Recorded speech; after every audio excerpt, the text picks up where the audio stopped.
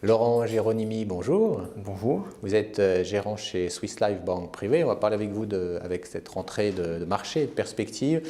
Comment vous abordez, vous, après peut-être un petit bilan d'été, pour commencer, comment on aborde cette rentrée 2013? Alors, on fait attention parce que souvent dans l'histoire, le mois de septembre a été pour les actions le pire mois de l'histoire. Donc aujourd'hui, si on veut faire un point déjà pour faire un petit constat, on observe que l'économie mondiale est aujourd'hui sur un momentum plutôt positif. Quand on regarde les zones majeures, la zone euro est en train de sortir de la plus longue récession de son histoire, de sa jeune histoire, 6 trimestres de récession. Les États-Unis ont des chiffres qui plutôt militent vers un affermissement de la reprise. Et en Chine, le ralentissement de l'activité s'est plutôt stabilisé. Donc finalement, aujourd'hui, il n'y a pas de risque de dislocation de l'économie mondiale. Ce qu'on observe, c'est qu'il y a quand même son lot d'inquiétudes. Depuis que la Fed, Bernanke, a dit le 21 mai qu'il petit à petit devait réduire la politique de quantitative easing, les taux longs se sont tendus. On est aujourd'hui à 3,80 sur le 30 ans américain. Et donc à partir de là, on a observé qu'il y avait une crainte d'assèchement des liquidités, notamment sur les pays émergents. Donc alors cette crainte s'est matérialisée par des baisses de devises, par des baisses des marchés à actions, donc c'est un phénomène de volatilité qu'on observe. On a vu des flux, effectivement, sortir, effectivement des flux importants sortir de ces marchés émergents, clairement. Et venir sur les marchés obligataires, voire les marchés actions des pays développés. Donc ça, on observe ça, mais ce n'est pas un effondrement, ça n'a rien à voir avec la crise de 97, c'est juste pour une constatation. Et peut-être les pays comme la Turquie, le Brésil, l'Inde, l'Indonésie, qui sont les plus fragiles parmi les émergents parce qu'ils ont toujours du déficit courant, ont le plus souffert, peut-être un petit peu trop. On observe également qu'il y aura peut-être au mois de septembre la confirmation, oui ou non, de la réduction du quantitative easing, peut-être également un nouveau président pour la Fed. Donc, il y a un lot d'inquiétudes qui va avec cela.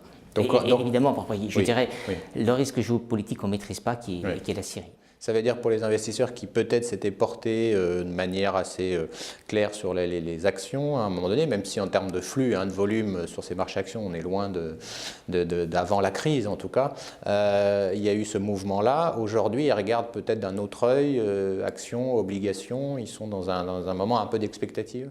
Je crois, oui. Nous, en tout cas, c'est notre scénario au niveau de Swiss Life Banque Privée, c'est-à-dire que nous sommes très confiants sur les actions à moyen long terme, mais nous pensons qu'une petite pause aujourd'hui peut avoir lieu parce que forcément les opérateurs vont observer ce qui se passe sur les taux longs des pays développés.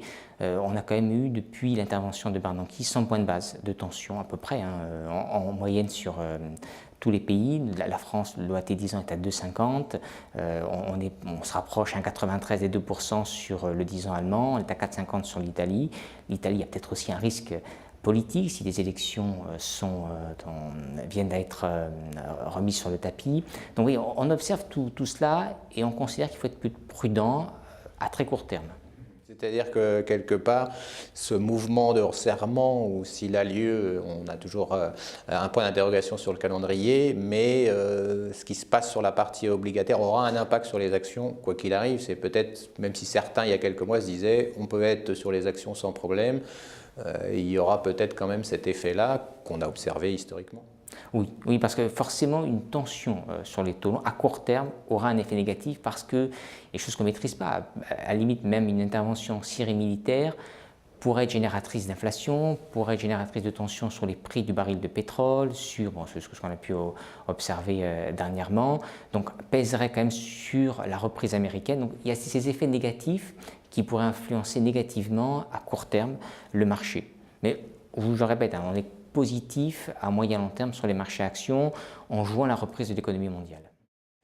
Vous diriez que vous avez été rassuré par les publications européennes, américaines que vous avez pu voir globalement? Oui, tant à la fois sur le plan micro que sur le plan macro. On voit donc que les chiffres au niveau espagnol, par exemple le chômage qui était un point très négatif en Espagne, il ne s'est pas amélioré mais il ne s'est pas dégradé. Donc il y a une stabilisation en juillet et en août du chômage en Espagne, et une amélioration de ces fameux indicateurs qu'on appelle les PMI qui montrent le niveau quelque part de la production industrielle, des PMI manufacturiers, des enquêtes de conjoncture à propos des demandes des directeurs d'achat. Ça se redresse en Europe, donc c'est plutôt bon signe.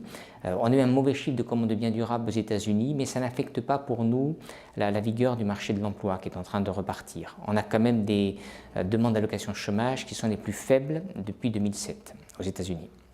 La principale crainte, vous la voyez où aujourd'hui sur la partie obligataire, sur la partie action? Est-ce qu'on peut trancher aujourd'hui sur là où il faut être le plus prudent? Alors, je dirais que ça sera toujours le marché obligataire. Pourquoi? Parce que les taux longs vont anticiper la politique monétaire de la Fed et de toutes les banques centrales en général. Donc, on voit que la Fed, c'est normal qu'elle retire la première les liquidités qu'elle a octroyées au marché, puisqu'elle a été à l'initiative de ce genre de politique monétaire. Il faut absolument qu'elle arrive à maintenir les taux qu'elle pilote en termes de tension, en termes de hausse. Pourquoi? Parce qu'elle n'a plus tellement de moyens d'agir. Aujourd'hui, elle a dit qu'elle devait retirer progressivement les liquidités, et c'est normal puisqu'il y a une reprise économique. Elle ne peut pas le faire trop violemment pour ne pas sécher la liquidité, mais elle doit maintenir son programme. Ce qu'on observe, c'est qu'a priori, sur les 85 milliards de dollars qu'elle octroie chaque mois, dès septembre 2013, si elle tient son programme de rachat, jusqu'à juin 2014, elle devrait retirer à peu près 20 milliards de dollars par mois. Donc c'est l'enjeu, c'est effectivement, ça fait partie des questions que les investisseurs et des sujets que les investisseurs vont regarder au cours des prochaines semaines, clairement. Là, voilà, la politique monétaire, les forward guidance des banquiers centraux et également les mesures prises par les gouvernements. Parce qu'aujourd'hui, les banquiers centraux ont fait le maximum qu'ils pouvaient faire. Il faut d'un autre côté qu'il y ait des relais au niveau des politiques budgétaires, des politiques fiscales. D'ailleurs, aux États-Unis, a priori, on aura un très bon soutien en 2014 puisque l'impact fiscal sur le PIB ne sera plus que de 0,8 alors qu'il était de 1,7 en 2013.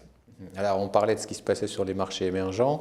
On voit que les marchés européens ont quelque part bénéficié un petit peu, et les marchés américains, marché presque central mondial, a bénéficié de cette peur sur les marchés émergents.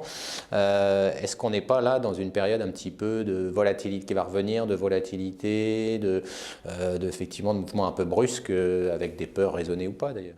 Ah oui, oui, clairement. Enfin, pour nous, à court moyen terme, sur le mois de septembre, entre l'historique du pire mois action, sur le fait que la Fed, oui ou non, et dans quelle ampleur elle met en place le programme de réduction, le fameux tapering de quantitative easing, le nouveau président de la Fed, la Syrie, donc tout ça milite en faveur d'un retour de la volatilité qu'on observe déjà.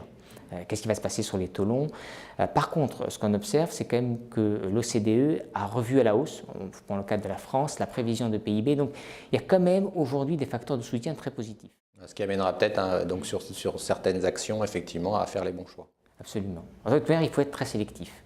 Merci d'avoir fait le point avec nous, Laurent Géronimi. Je rappelle que vous êtes donc gérant chez Swiss Life, banque privée. Merci.